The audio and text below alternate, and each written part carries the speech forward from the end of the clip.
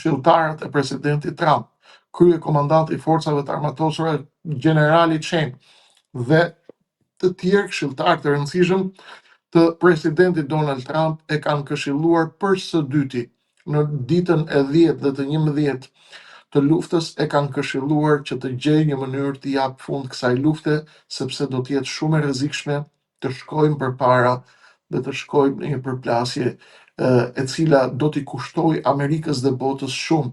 Një, për arsye të krizës energjetike; dy, për arsye të shkatërimit të marrëdhënieve dhe të besueshmërisë së amerikanëve me miqtë dhe me aleatët e tyre strategjik të vendeve të gjirit; dhe e treta, se Amerika tashmë është ngritur në këmbë dhe ka njoftuar se kjo nuk është luftë e Amerikës, por është një luftë e Izraelit, është një luftë e Benjamin Netanyahus, tek e cila ai ka tërhequr dinakrisht presidentin Trump. Nesër Netanyahu do ta marketoj si një triumf dhe një fitore të tij goditjen e Khameneit, vrasjen e tij, shkatërimin e Iranit, por Donald Trump nuk do të gjejë se ku ta shes si një triumf ndaj miqtë e tij, aleatët e tij të afërt Pentagoni dhe shumë prej këshilltarëve të tij po i thonë presidentit Donald Trump që ai të tërhiqet. Nafta ka shkatëruar, ka kaluar çdo lloj logjike, fluturoi në 115 deri në $119, por ishte po deklarata e presidentit Trump, ajo e cila e riktheu në $80 të paktën në këto momente, kur tha se ne e kemi fituar tashmë luftën ndaj Iranit, kemi shkatëruar 2 breza të leadershipit të Iranit, kemi shkatëruar infrastrukturën e tyre, kemi shkatëruar flotën e tyre, por tashmë është lufta për ishullin e Kargjit. Ishulli i Kargjit është një ishull i cili sipas njoftimit të britanikës The Guardian, presidenti Donald Trump ka njoftuar prej vitit 1988, kur ai ishte vetëm biznesmen, nuk ishte projekt për presidentin e Shtetit Bashkuar të Amerikës. Prej atëhere ai ka dhënë një intervistë për The Guardian, të cilën The Guardian e rikthen sot, se ai ka patur në synim dhe ka njoftuar se për të pushtuar Iranit duhet të kontrollojmë ishullin e Kargjit, atje ku po bëhet një betejë sot për ta marrë. Dhe është pika nevralgjike e cila qarkullon 90% të naftës së Iranit, që është e barabartë me diku tek 960 deri 980 milion fuqi naftë në vit. Tashmë Lindsey Graham, një nga skifterët e luftës, i ka thënë presidentit Trump të vazhdojë me çdo çmim dhe me çdo kusht ta shpartallojë dhe ta marrë në kontroll të paktën ishullin e Kargjit, dhe jo vetëm Iranin, sepse duke kontrolluar naftën e Venezuelës dhe naftën e Iranit, Amerika do të kontrollojë 30-40% të naftës së botës dhe kjo do t'i japë një epërsi strategjike të fortë. Nuk e di se sa mund të flas, se mund të përfundoj deri nesër, nëse ke ndonjë pyetje më specifike, ma bëj, sepse unë po ma dhe kohën, unë mbaroj nesër mëngjes. Për atë që është duke ndodhur. Zoti Osmani, më specifike është, ai kishte menduar Shtetet Bashkuara të Amerikës dhe Izraeli që Irani do të rezistonte kaq gjatë, pasur parasysh dhe mobilizimin që bën dy vendet më të fuqishme, le të themi ushtarakisht. Pa diskutim që e kanë patur parasysh. Sepse amerikanët nuk hynë në luftë me bigjoz. Amerikanët nuk janë bigjozgji. Amerika është institucione. Amerika ka 50 lloje gardhesh që kalojnë për të marrë vendime strategjike. Amerika nuk është presidenti i Amerikës. Amerika ka CIA, ka Pentagon, ka siguri kombëtare, ka general, ka këshilltar, ka FBI, ka zyra, ka think tanke, ka institucione politike, mblidhen të gjitha, analizohen dhe merret vendimi. Amerika is not gambling. Amerikanët nuk po bëjnë gambling, nuk po bëjnë bigjoz, nuk po luajnë kazino. Donald Trump prishi lojën në kuptimin që thyu rregullat sepse kishte një presion. Presioni ishte Netanyahu. Amerikanët kishin në tryezën e tyre një raport nga Pentagoni, nga generali Chen dhe nga CIA dhe nga shumë zyra të tjera, ndoshta jo e gjithë CIA, por një pjesë e saj, dhe kishin raportin e tryezë që i thanë nuk duhet të shkojmë në këtë luftë me Iranin, nuk është lufta jonë, nuk është ky momenti, nuk rrëzohet Irani. Irani nuk është Irak, Irani nuk është Afganistan, Irani nuk është Saddam Husseini, është diçka shumë më e komplikuar. Irani ka 100 milion banor gati, është kontinent, është sipërfaqe, ka 5.000 vjet nuk ka asnjë perandori që ta ketë fundos Iranin. Amerikanët e dinë këtë, e dinë se çfarë gjeografie ka. Me bombardime mund të bombardojnë pafundësisht. E kanë shpartalluar Iranin, po e kanë shpartalluar. E kanë kthy 40 vite prapa, po e kanë kthy edhe 400 vite brapa, mund të themi.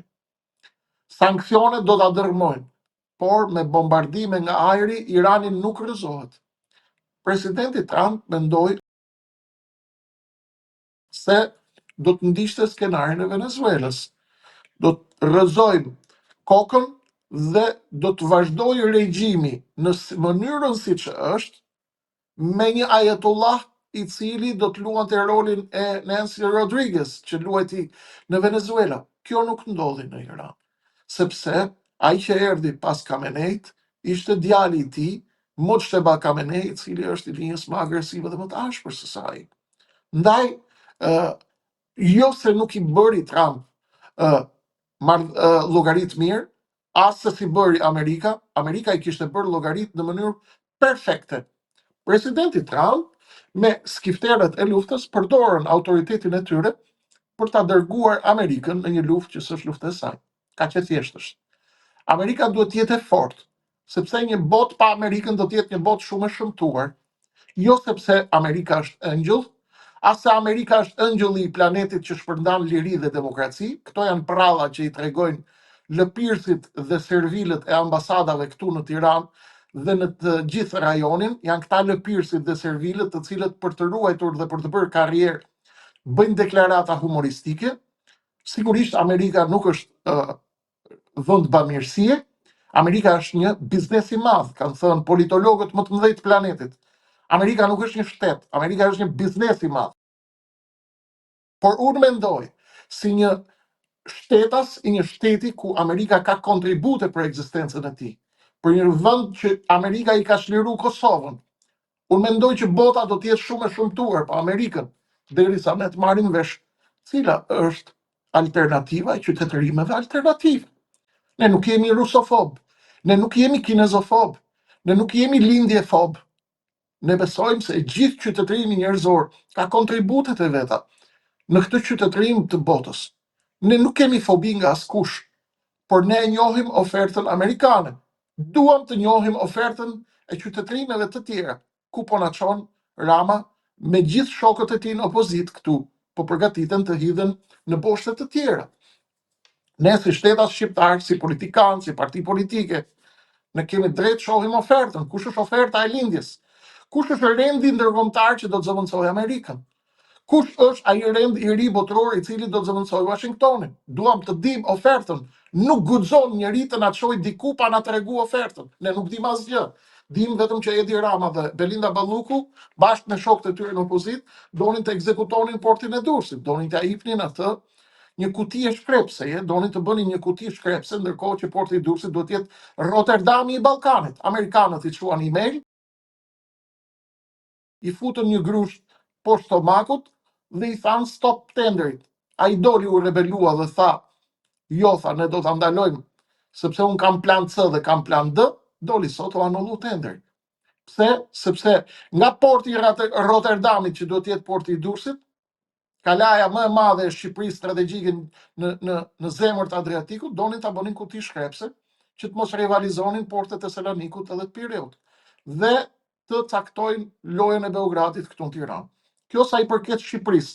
Sa i përket lojës në Amerikë dhe në Iran, se degët na marrin, na çojnë në Amerikë dhe mua më dhem vëmballa këtu në Ballkan dhe në Shqipëri, çfarë po ndodh? Sepse unë e shoh gjithmonë Ballkanin dhe Shqipërinë në ndritën e këtyre zhvillimeve që ju sapo thatë. Prandaj u thash, Amerika ishte në një luftë që nuk ishte luftë e tyre. I kishin bërë llogarit, më thatë ju, apo jo amerikanët. I kishin bërë shumë mirë. Por presidenti Donald Trump kishte një llogari jo të tillën, sepse po shërbimet amerikane njoftuan mediat pranë tyre, unë i di kush janë, nuk mund t'i them të gjitha, mediat e shërbimeve amerikane njoftuan se më 28 shkurtin e 2025-s Bibi Netanyahu e ka marrë në telefon Donald Trumpin dhe i ka thënë, ne jemi të informuar, më 27 shkurt më falni. Se mëngjesin 28 shkurtit ka nis bombardim. Më 27 shkurt, nuk po e thot Kreshniku, se do na sulmojnë ke komentet e YouTube-it, do të na thonë, ku i di ky të gjitha këto? Po e thonë ata. Unë i referohem mediave amerikane, të cilat janë pranë shërbimeve amerikane. Më 27 shkurt të 2025-s, Benjamin Netanyahu ka marrë në telefon Trumpin dhe i ka thënë Mosadi i Izraelit ka informacione që nesër bëhet mbledhja e Khameneit, nuk ke rast më të mirë për t'i bombarduar nesër. Dhe Trump shkoi në luftë, bombardoi me një të goditur, sepse ishin spionët brenda. Eliminoi Khamenein, por nuk ndolli skenari i Venezuelës, sepse Khamenei kishte përgatit vdekjen e tij përpara se të largohej dhe kishte vendosur se si do të vazhdonte drejtimi. Ndaj drejtimi vazhdon sot në pushtetin e absolut dhe në dirigjimin e Ali Larijanit, që e la me gojë Khamenei përpara se të largohej dhe vazhdon pushtetin nga djali i tij Mojtaba Khamenei, i cili mendohet që është plagosur dhe ka shpëtuar dhe është dëmtuar rënd, por është ende gjallë dhe që do të jetë në një linjë më radikale se sa babai i tij. Zoti Osmani, a ishte strategji e dur e Iranit që duke mos pasur mundësi që të kundërpërgjigjej mjaftueshëm ndaj Shtetit Bashkuar të Amerikës dhe Izraelit, filloi të sulmonte fqinjet për ta bërë lindjen e mesme të pasigurt dhe t'i bënte presion Shtetit Bashkuar të Amerikës? Strategjia e Iranit ishte luajtja me kartën e fundit. Irani nuk kishte më asgjë për të humbur dhe iranianët u thanë amerikanëve, o do jetojmë të gjithë në paqë, arab edhe pers, ose do ta hedh në erë të gjithë rajonin, po vdiqa unë. Pra, loja e shkatërimit masiv. Irani i goditi dhe është i patolerueshëm goditja e Iranit dhe bombardimi i Iranit ndaj Arabisë Saudite, ndaj Katarit, ndaj Omanit, që ka qenë dera më e sigurt, ndërmjetësi më i sigurt, më kredibël. Bujarisht është hap dera e Omanit për të gjitha negociatat dhe bisedimet iranianëve me amerikanët dhe me izraelitët në mënyrë indirekte. Katari ka bërë një punë madhështore në këtë drejtim, në drejtimin e krijimit të gjitha mundësive të mundshme për të shkuar dhe për të gjetur një derë që të eliminojmë luftën. E megjithatë u godit edhe Katari, edhe Arabia Saudite. Arabia Saudite ka qenë në afrimitet të pazakont me Iranin ditët e fundit. Shkoi goditi Aramkon, shkoi goditi rafinerit, shkoi goditi ambasadat. Cila ishte strategjia e Iranit? Doli më pas presidenti Pezeshkian dhe tha, ju kërkojmë ndjes, por ne jemi të detyruar që të mbrojmë vendin ton, sepse bazat amerikane po na godasin nga toka juaj. Në fakt ata nuk goditën vetëm bazat amerikane, goditën civilët, goditën Emiratet Arabe, goditën Bahreinin, goditën Dubain, Abu Dhabin, aeroportin e kështu me radhë. Cila ishte strategjia e iranianëve? Strategjia e iranianëve ishte le të humbasim për pak momente fqinjet tanë arab me të cilët duhet të kemi komshillëk të mirë, pavarësisht se ata janë alat strategjik të Amerikës, do t'i godasim miqtë tanë në mënyrë që të krijojmë dy impulse të fuqishme të ekuilibrit gjeopolitik rajonal. Duke i goditur Irani, Arabinë Saudite, Kuvajtin, Katarin, Emiratet e Bashkuara Arabe, Bahreinin dhe Omanin, ata gjuajnë shumë zogj me një gur.